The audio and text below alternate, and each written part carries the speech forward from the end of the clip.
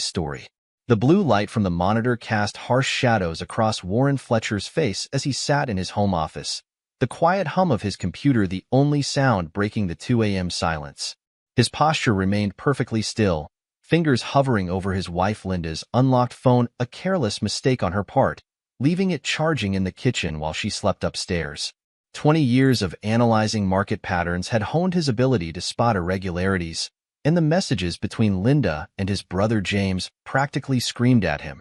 They'd coded their conversations in financial jargon, thinking themselves clever. Market penetration looking strong for Q3, James's message read.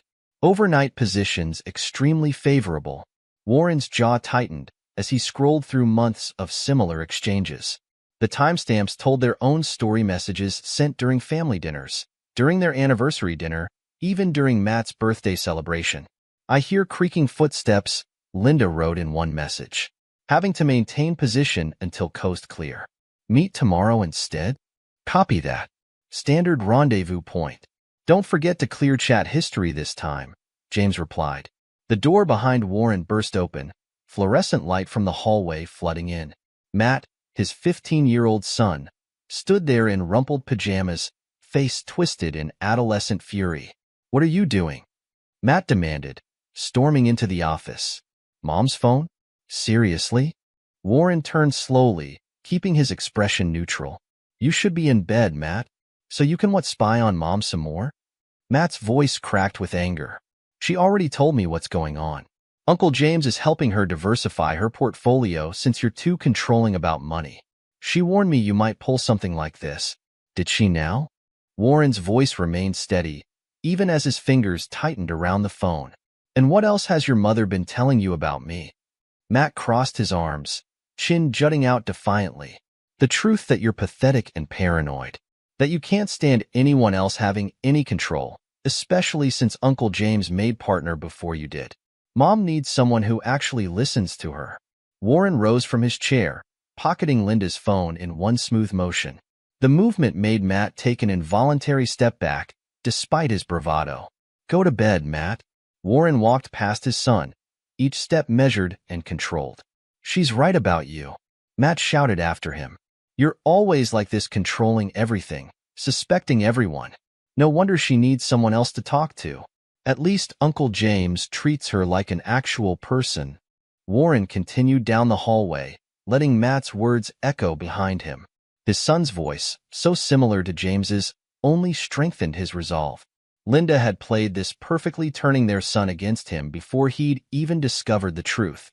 But she'd forgotten one crucial detail about Warren Fletcher. He never acted without absolute certainty, and he was just getting started. Over the next 3 weeks, Warren became a ghost in his own home. He left early, returned late, barely spoke during meals. Linda seemed relieved by his apparent withdrawal, while Matt watched him with teenage contempt. Neither noticed the careful groundwork being laid. The hidden cameras went in first, discreet, high-end models installed throughout the house while Linda was at her yoga class. Warren watched the footage each night from his private office downtown, building his case methodically. The financial audit came next. Warren had always kept separate books for his personal accounts, a habit James had once mocked as paranoid. Now, those detailed records helped him trace the money trail. James hadn't just been embezzling from client accounts, he'd targeted Matt's college fund specifically, siphoning money through a series of offshore accounts registered under Linda's maiden name. Mr. Fletcher? His assistant Sandra knocked on his office door one evening. I found those irregularities you asked about in the trust account documentation. Warren looked up from his monitor. Show me. Sandra laid out a series of papers, pointing to highlighted sections. The signatures authorizing these transfers, they're dated during your hospital stay last year, when you were having that emergency appendectomy. Indeed. Warren's smile didn't reach his eyes. And who witnessed these signatures? Your brother James and Mrs. Fletcher, sir. Sandra hesitated. There's something else. The amounts, they match perfectly with deposits made to an account in the Caymans. An account that's listed as a joint holder with Mrs. Fletcher's maiden name. Warren leaned back, steepling his fingers. Excellent work, Sandra. I need you to compile all of this into 5 separate packages. Each one should tell a complete story on its own, but contained different pieces of evidence. Can you handle that? Of course, sir. Sandra paused at the door. Mr. Fletcher? Should I include the footage from the house cameras in these packages? No. Warren's voice hardened. That's for a different purpose entirely. The final piece fell into place 3 days later. Warren had been saving Linda's personal safe for last, the one she thought he didn't know about, hidden behind the false panel in her closet. The combination wasn't difficult to crack. Linda had always used significant dates for her passwords. Inside, beneath the expected jewelry and cash, he found a manila envelope. The medical letter had caught his eye immediately. Genetic testing results from 15 years ago, dated just after Matt's birth. Warren read each page carefully, his suspicions crystallizing into cold certainty. The dates aligned perfectly. 9 months before Matt's birth, Linda had taken a business trip with James. Warren remembered that week clearly. He'd been stuck in New York, closing a major deal while they'd gone to a conference in Miami. The hotel receipts tucked into the envelope showed they'd shared a room. Warren replaced everything exactly as he'd found it, closed the safe, and returned to his office. He pulled up the footage from the cameras he'd installed. There, in high definition, was his wife and brother. In his bed, their voices came through the hidden microphones with perfect clarity. Warren's getting suspicious. Linda's voice, breathless and amused. Matt says he was going through my phone the other night. James laughed. Let him look. He'll never figure out our little code. Besides, he's too afraid of losing his precious reputation to ever make accusations without proof. Sometimes I wonder if he knows about Matt, Linda mused. But he's too proud to admit he raised another man's son. As long as we're careful with the money transfers, he'll never risk the scandal of looking too closely. Warren stopped the playback. He'd seen enough. Opening his laptop, he began composing 5 very carefully worded emails to different investigative agencies. Each one would be sent automatically, staggered over the next few weeks, unless he entered a specific code every 48 hours. It was time for the first strike. Warren's opening move was surgical in its precision. At exactly 9 a.m. on a Monday morning, Linda's credit card stopped working as she tried to pay for her weekly tennis lesson. By noon, she discovered their joint accounts frozen. At 2 p.m., her personal accounts, the ones she thought Warren didn't know about, similarly went dark. He watched through the house cameras as she paced the kitchen, phone pressed to her ear. James, something's wrong. Her voice shook slightly. All the accounts, they're locked. Even the private ones. He couldn't know about those, could he? Warren smiled as James's voice came through, cocky as ever. Relax, Linda. He's probably just throwing a tantrum because I landed the Peterson account. You know how he gets when I outperform him. I'll come over tonight and we'll sort it out. Perfect. Exactly as planned. The front door slammed as Matt arrived home from school. Warren watched his son storm into the kitchen, face flushed with anger. Dad's gone crazy, Matt shouted. He's canceling my college fund. The bank called to confirm the closure of my trust account. Linda's face went pale. What? That's impossible. He can't access those accounts without.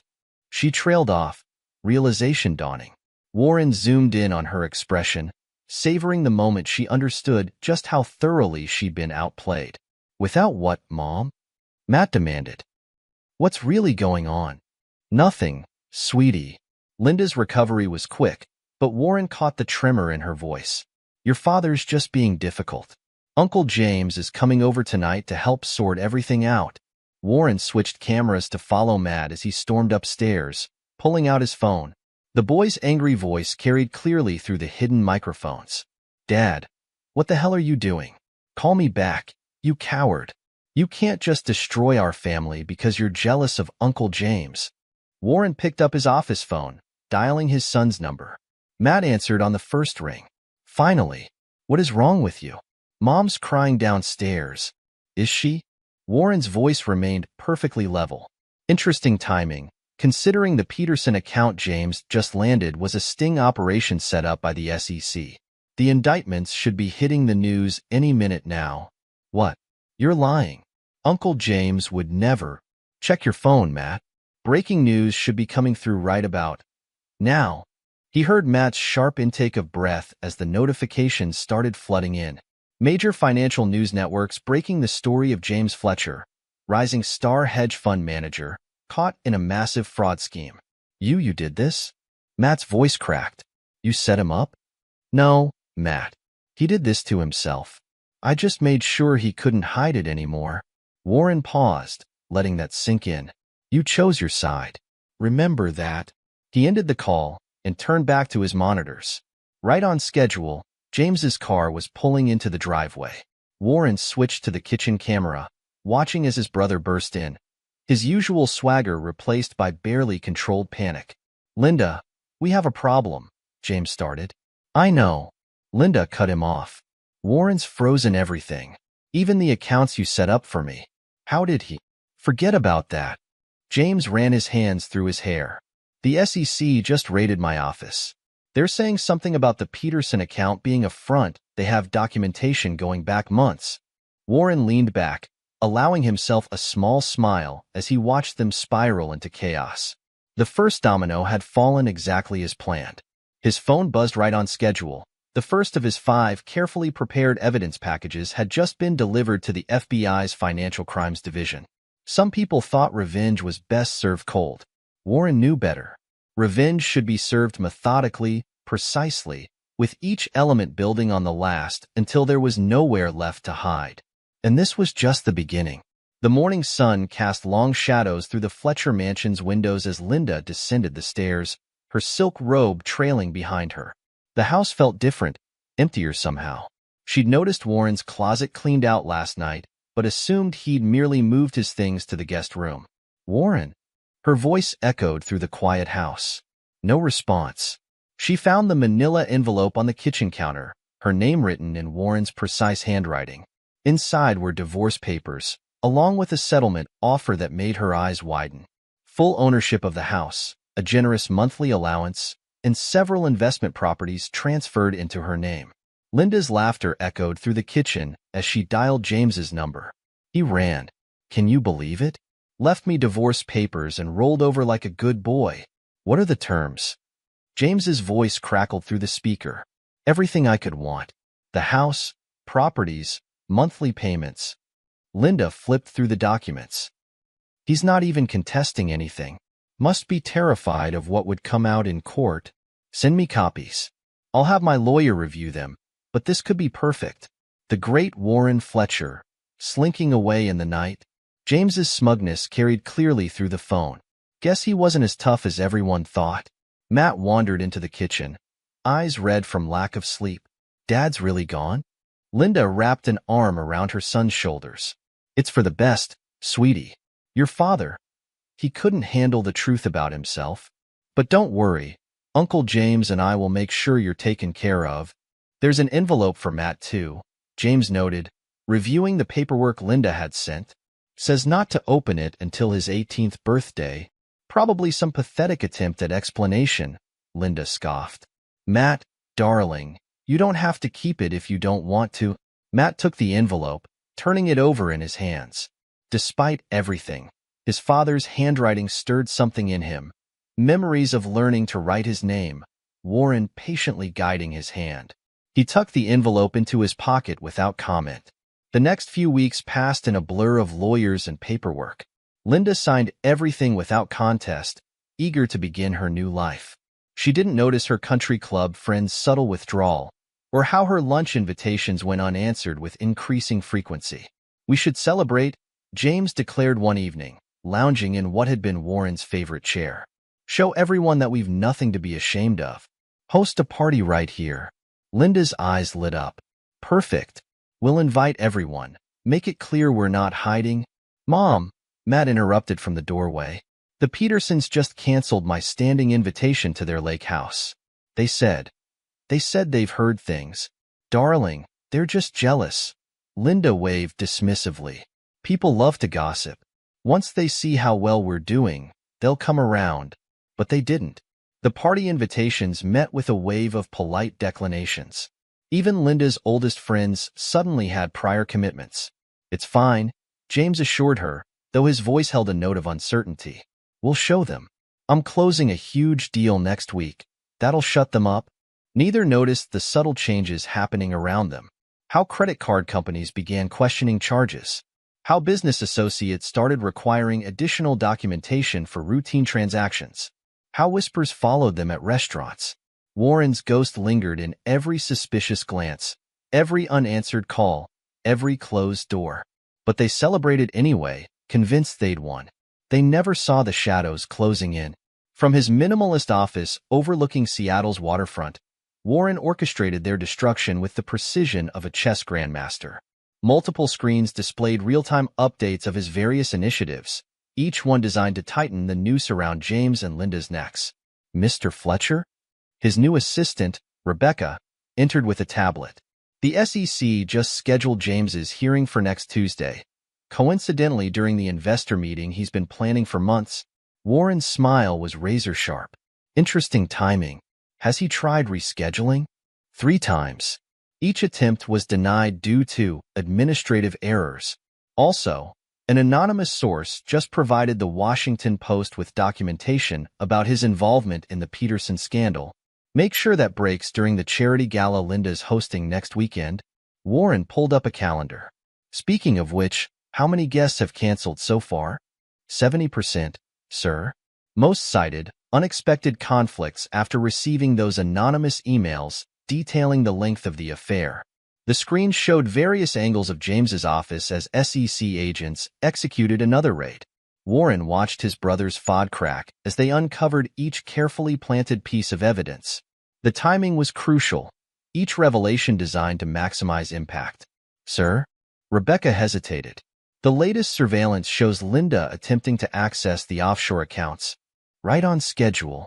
Warren typed a command, and another screen lit up with financial data. She'll find them drained, transferred to accounts under James's name just before the SEC investigation began. Let's see how she reacts to that. The footage from Linda's home office showed her face contorting with rage as she discovered the empty accounts.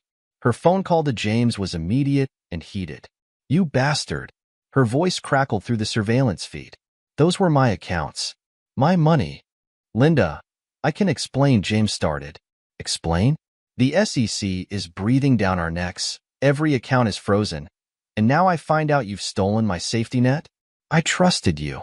Warren leaned back, watching the partnership crumble. Rebecca, make sure Linda receives proof of James's other affairs tomorrow morning. Time it with the country club's board meeting. Already scheduled, sir. Also, her sister just received documentation about Linda's role in the embezzlement scheme. Family support. The last pillar to fall. Warren checked another screen showing Matt's college applications, each one marked with carefully placed flags that would ensure rejection. How's the market manipulation coming along? Your predictions were perfect, sir. The volatility has wiped out 60% of James's remaining legitimate investments. His clients are panicking. Warren nodded, satisfaction evident in his expression. Release the next batch of evidence to the FBI. Let's see how James handles defending himself against both the SEC and federal charges. The screens showed James at his office, desperately trying to calm investors as news of the FBI investigation broke. His tie was askew, sweat staining his collar. I assure you, these allegations are completely false. James's voice cut off as his phone buzzed. His face went pale reading the message. Warren switched views to Linda's phone. She'd just sent James proof that she'd been recording their conversations for years, threatening to take it to the authorities unless he covered her losses. Sir? Rebecca appeared again. Linda's attempt to play the wronged wife isn't working. The evidence you planted makes her look like the mastermind. Her own lawyer just dropped her case. Excellent.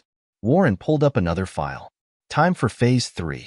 Make sure these documents reach the district attorney. Show them how Linda manipulated the accounts while James was distracted with other affairs. The destruction was methodical, each revelation timed to maximum effect. Society galas became battlegrounds as former friends turned their backs. Business meetings transformed into ambushes as clients discovered betrayals. Every attempt at damage control only sprang another carefully laid trap. And through it all, Warren watched, orchestrating additional calamities just when they thought they'd found their footing. Matt stood in the foyer of what had once been home, watching movers cart away another piece of furniture. The house felt hollow now, echoing with the ghosts of better days. His mother's voice carried from the study, shrill with desperation. What do you mean, foreclosure? James promised he'd handle the payments. Matt didn't need to hear James's response. He'd watched his uncle's descent over the past months, from confident hedge fund manager to desperate man drowning in accusations. The college fund's disappearance had been just the beginning.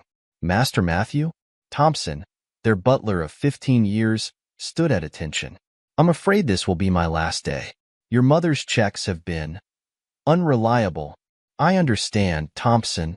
Matt managed a weak smile. Thank you for everything. The butler hesitated. If I may, sir. Your father. Don't. Matt turned away. Just don't. Later that evening, he sat in his increasingly bare room, scrolling through news articles. Each one seemed worse than the last. James Fletcher, once celebrated financier, now faced multiple federal indictments. The latest showed him leaving court, Linda nowhere in sight. His phone buzzed. Another text from his mother. Don't believe what they're saying. James is handling it. Everything will be fine. Matt switched tabs to his college applications. Rejection after rejection, each citing mysterious character concerns. His grades were perfect, his extracurriculars impressive, but something shadowed every attempt at his future. The doorbell rang. Matt heard his mother's sharp intake of breath, followed by angry voices. Federal agents, more of them. This time they had questions about her role in the financial schemes.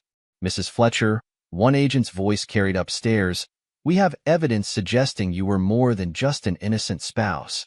Care to explain these transfers? This is ridiculous. Linda's voice cracked. James handled all the finances. I knew nothing about. Then you won't mind explaining these emails? The ones where you detailed exactly how to move funds through shell companies. Matt crept to the stairs, watching the scene unfold. His mother, once the picture of sophisticated elegance, now looked brittle and desperate. I want my lawyer, she demanded. The one who dropped your case this morning? The agent's smile was cold. We have some questions about your conversations with him too. Later that night, Matt overheard his mother and James arguing in the study. Their voices had lost all pretense of affection, raw with accusation and fear. You promised me it was foolproof. Linda screamed. Now they're saying I could face charges. Me. If you'd stuck to the story instead of trying to save yourself, James shot back. Save myself? While you were emptying accounts and sleeping with half the country club. At least I didn't record everything like some paranoid. Those recordings were insurance, you bastard. Insurance you made necessary. Matt retreated to his room, their voices following him. He pulled out the envelope from his father, still sealed, still waiting for his 18th birthday. 3 more years. His fingers traced the writing, wondering what final message Warren had left him. The house groaned around him, emptying piece by piece. Outside, reporters gathered like vultures, waiting for the next scandal to break. Their neighbors had long since stopped acknowledging their existence. He checked his phone again. Another college rejection. This one from a safety school he should have walked into. The words blurred before his eyes. After careful consideration, character concerns, unable to offer admission. Downstairs, the argument had devolved into threats. You want to play hardball? James's voice shook with rage. I've got enough dirt to bury you. Try it. Linda's laugh was harsh. You think Warren was thorough? You have no idea what I know about your dealings. They destroy each other, Matt realized. And he was caught in the middle, watching his world crumble piece by piece. Every time they thought they'd hit bottom, another trap sprung. Another scandal broke. Another door closed. His father's last words to him echoed. You chose your side. Remember that. Now, surrounded by the ruins of his family's life, Matt finally understood the weight of that choice. 8 years had carved deep lines into Matt Fletcher's face as he stood before the imposing glass tower in downtown Seattle. Fletcher Financial Forensics dominated the skyline, a gleaming monument to his father's success. The irony wasn't lost on him that the company specialized in preventing exactly the kind of fraud his uncle had committed. His last rejection letter crinkled in his pocket. Another character concern flag from a potential employer. 3 months of working as a barista in Portland had barely covered his rent, let alone the mounting medical bills he couldn't explain to anyone. Mr. Fletcher? The security guard's voice pulled him from his thoughts. I need to scan your ID. The guard's eyes widened slightly at the name, but he said nothing as he handed back the license. Matt had seen that look before, people recognizing the connection to both the company's founder and the infamous fraud case that had rocked the financial world 8 years ago. The elevator ride to the top floor was silent, but Matt's mind raced with memories. His mother's face when they'd lost the house. James being led away in handcuffs on national television. The slow realization over the years that every closed door, every rejected application, somehow traced back to his father's influence. Rebecca Chin, Warren's executive assistant for the past 8 years, looked up as Matt approached her desk. Her expression revealed nothing, but Matt noticed how her hand moved slightly closer to what he assumed was a panic button. Your father is expecting you, she said, pressing a button on her desk. Though I should warn you, he's had this meeting scheduled in his calendar for 3 years. Of course he had. Warren Fletcher's reputation for meticulous planning had only grown since he'd transformed his revenge into a legitimate empire. Fletcher Financial Forensics was now the gold standard in fraud prevention, their methods studied at business schools worldwide. The corner office was exactly what Matt expected, minimalist, imposing, with floor-to-ceiling windows overlooking the city. Warren stood at the window, his reflection overlaid against Seattle's skyline. 8 years had added silver to his hair, but hadn't diminished his presence. Hello, Matt. Warren didn't turn around. Still working at Groundwork Coffee? Tips must be down this season. Matt's carefully rehearsed speech evaporated. How did you? I built this company by knowing things others try to hide. Warren finally turned, gesturing to a chair. Your mother's working at Nordstrom now, correct? And James, released last year, living in a halfway house in Tacoma, still claiming he was set up. The casual display of surveillance made Matt's stomach turn. They lost everything. The house, their reputations, their self-respect. Warren's smile was razor-sharp. That implies they had any to begin with. I can't even get into community college because of mysterious flags that keep appearing. Character concerns. Warren nodded. Fascinating how those follow patterns, isn't they? Rather like market trends. Or DNA. Matt swallowed hard. I need help with college fees. Mom and Uncle James. Ah yes, Uncle James. Warren's voice carried a decade of cold fury in those 2 words. Tell me, how's your health lately, Matt? Any unexplained symptoms? Headaches? Joint pain? Matt's hand instinctively went to his side, where the mysterious pains had been getting worse. Warren's eyes tracked the movement, his expression unchanging. 15 years of loyalty to them. Warren reached into his desk drawer and removed a familiar envelope, the one he'd left 8 years ago. Let's see what that bought you. The envelope's seal cracked with a finality that sent chills down Matt's spine. Warren spread its contents across his desk with the precision of a car dealer: DNA tests, photographs, transcripts, and medical records, each one a carefully preserved piece of evidence. The DNA results you probably expected by now, Warren began, his voice clinical. James's paternity was merely the beginning. The recordings are more interesting. He pressed a button on his desk, and Linda's voice filled the room. Matt's perfect for this. Warren's too proud to admit he's raising another man's son. As long as the kid keeps defending us, he'll never risk exposing the truth. Kids are the best leverage, James's voice responded, laughing. Remember when he caught us in the bedroom? Matt screamed at him for spying on you. Priceless. They were recording everything? Matt's voice cracked. No, Matt. I was. Warren's smile was cold. They were too arrogant to consider surveillance, too convinced of their own cleverness.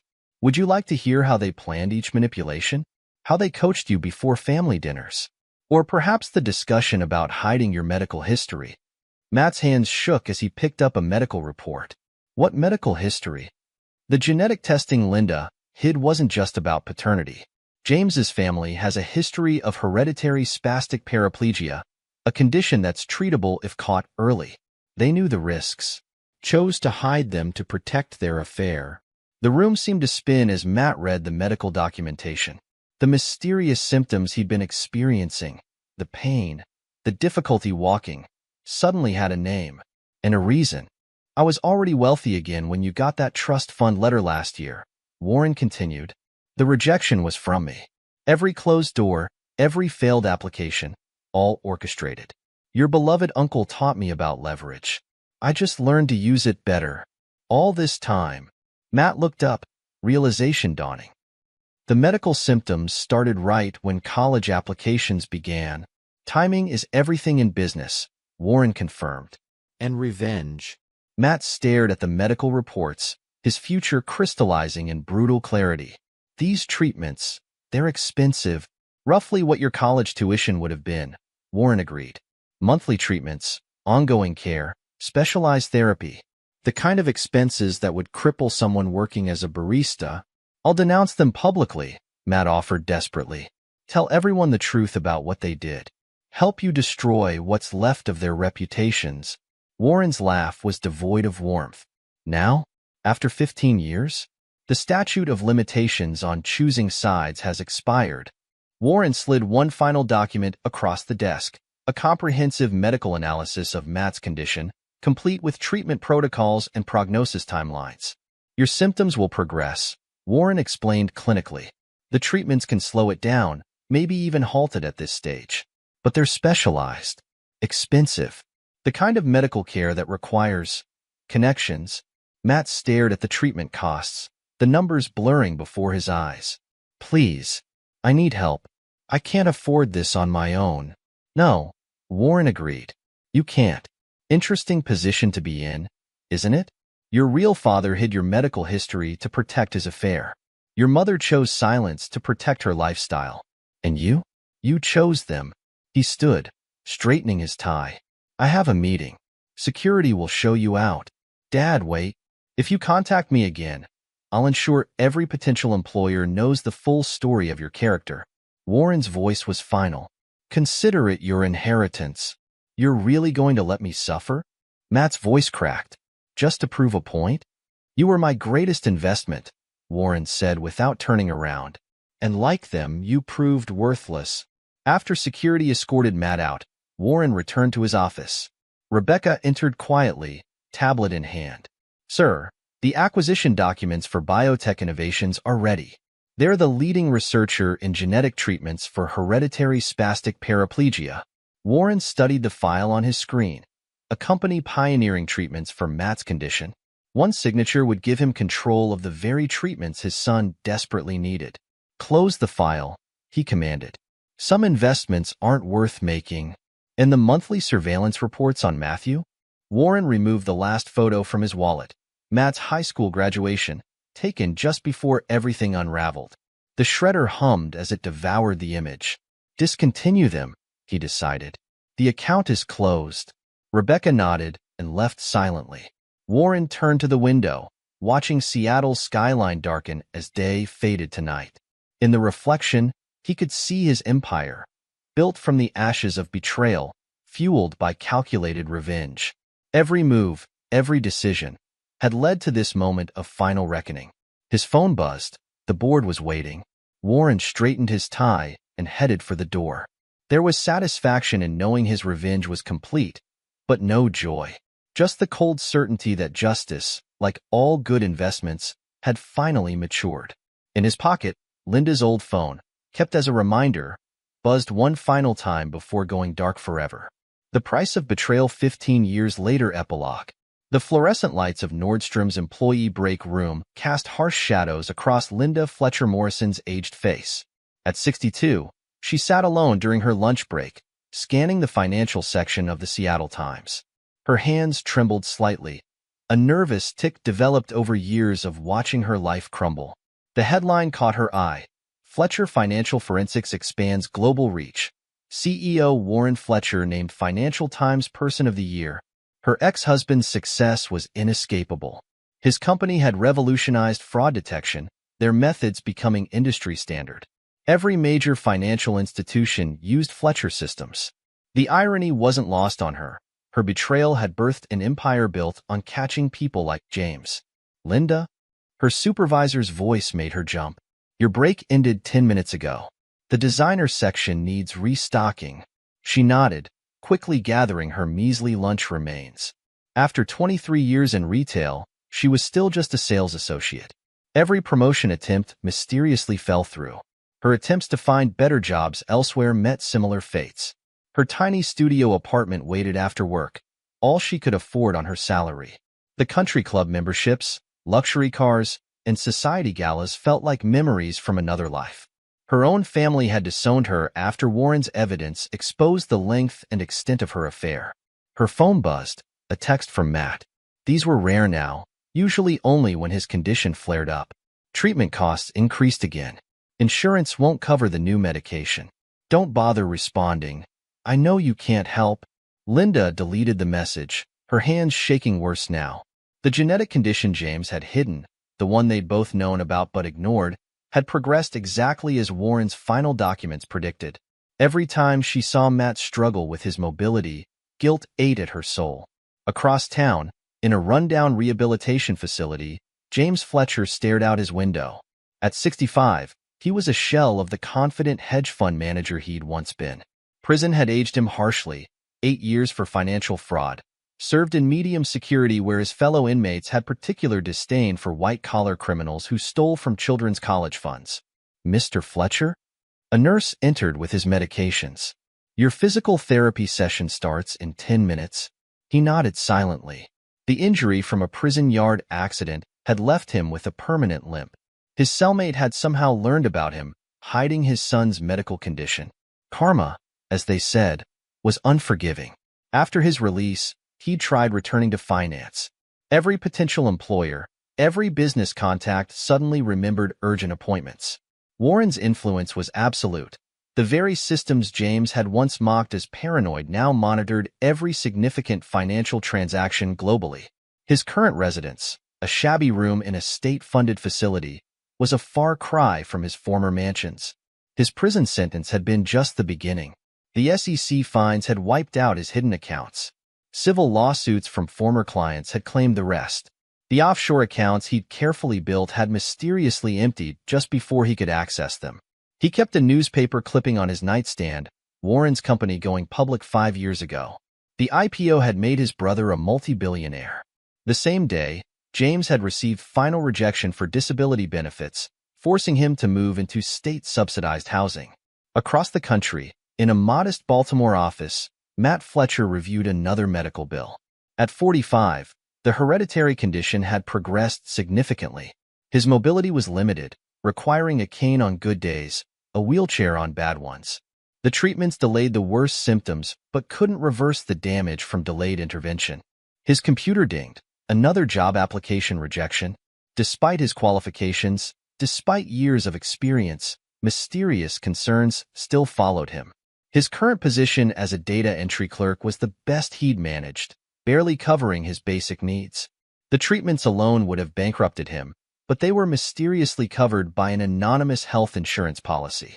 The carrier refused to disclose the source, but Matt knew. Warren's final revenge was ensuring his son lived to experience the consequences of his choices, lived to watch his mother and James suffer, lived to understand the true cost of loyalty misplaced. Sandra Martinez, Warren's former assistant from his revenge days, now served as Fletcher Financial's chief operating officer. She remembered the day Warren had called her into his office, 15 years after Matt's final visit. Set up a blind trust, he'd instructed.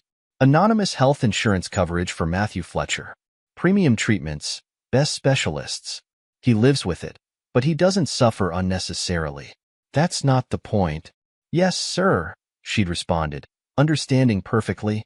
Warren's revenge had never been about causing pain. It was about consequences. Natural, inevitable consequences of choices made. In his penthouse office atop the Fletcher Financial Tower, Warren Fletcher, now 70, reviewed quarterly reports. His company had offices in 30 countries, their algorithms protecting trillions in transactions daily. The Peterson scandal that had exposed James felt like ancient history, a footnote in the company's origin story. Rebecca Chen, his executive assistant of 23 years, entered with his afternoon schedule. Sir? The acquisition of Biotech Innovations is complete. Warren nodded. The company he'd once considered buying to control Matt's treatment options had struggled for years before becoming available at a bargain price. Now it would be restructured, its research expanded, its treatments made more accessible, not for Matt, but for others with the condition. A final twist of the knife. Watching others receive help his son had forfeited. His desk held no family photos now. The space once occupied by Matt's picture remained empty, a deliberate void marking choices that couldn't be unmade. The annual surveillance reports on Linda, James, and Matt had grown thinner over the years. Their lives had settled into patterns of quiet desperation, each day a reminder of what they'd lost. Thompson, the Fletchers' former butler, now managed Warren's domestic staff. He'd been rewarded for his years of quiet observation, his detailed notes about Linda and James's indiscretions proving invaluable. Loyalty, Warren had learned, should be reciprocated, whether in reward or punishment. The sun set over Seattle's skyline as Warren reviewed one final document, a petition from a local hospital. They wanted to name their new genetic research wing after him. The facility would specialize in early intervention for hereditary conditions like Matt's. Approve it, he told Rebecca, but add a condition. Prominent display of statistics about genetic conditions worsened by delayed treatment. Let it be educational, she nodded, understanding as always. Even now, decades later, every move served the greater design. The hospital wing would stand as a monument to consequences. Young parents would read those statistics and think twice about hiding medical histories from their children. Linda would see the wing's name in the paper tomorrow during her break. James would hear about it from his physical therapist. Matt would pass it every month going to his treatments. Each of them would understand the message. Every choice has consequences, every betrayal its price, every debt its reckoning. Warren turned back to his work. The markets waited for no one, and there were patterns to analyze, frauds to uncover, justice to dispense. His revenge had transformed into something larger, a legacy built on exposing deception, protecting the vulnerable, ensuring consequences found their mark. The sun disappeared behind the Olympic Mountains, painting the sky in shades of judgment. In 3 different parts of the city, 3 people paused in their diminished lives, feeling the weight of choices made decades ago. Their comfortable worlds had crumbled not with a bang, but with the quiet precision of a master accountant balancing his books. After all, Warren Fletcher had always believed in perfect ledgers. And now, finally, all accounts were settled. This is where our story comes to an end. Share your thoughts in the comment section. Thanks for your time. If you enjoy the story, please subscribe to this channel. Click on the video you see on the screen, and I will see you there.